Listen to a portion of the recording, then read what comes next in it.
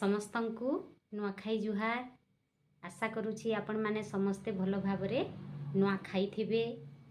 ନୂଆ ଖାଇ ସାରିଲା ପରେ ସମସ୍ତେ ବାସି ତେଆସି ଏବଂ ଚୁରାସି ପର୍ବ ପାଳନରେ ମାତିଥିବେ, କାରଣ ଏହା ସମସ୍ତଙ୍କ ଘରେ ଜୋରସୋରରେ ଚାଲିଛି।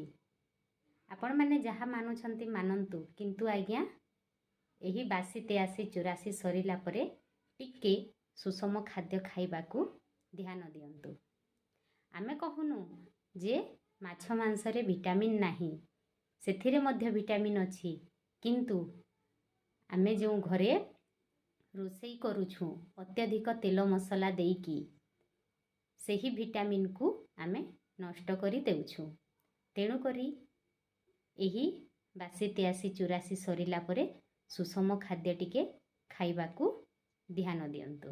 ସୁଷମ ଖାଦ୍ୟ ଗୁଡ଼ିକ ହେଲା ଋତୁ ଅନୁଯାୟୀ ମିଳୁଥିବା ପନିପରିବା, ଋତୁ ଅନୁଯାୟୀ ମିଳୁଥିବା ଫଳ ଏବଂ ସନ୍ତୁଳିତ ଖାଦ୍ୟ। କମ୍ ତେଲ ମସଲା ଦେଇକି ଯେଉଁ ଖାଦ୍ୟ ରୋଷେଇ କରି ଯାଇଥାଏ ତାହା ଶରୀର ପାଇଁ ହିତକର ଅଟେ। ତ ରହୁଛି, ଜୟ ଜଗନ୍ନାଥ।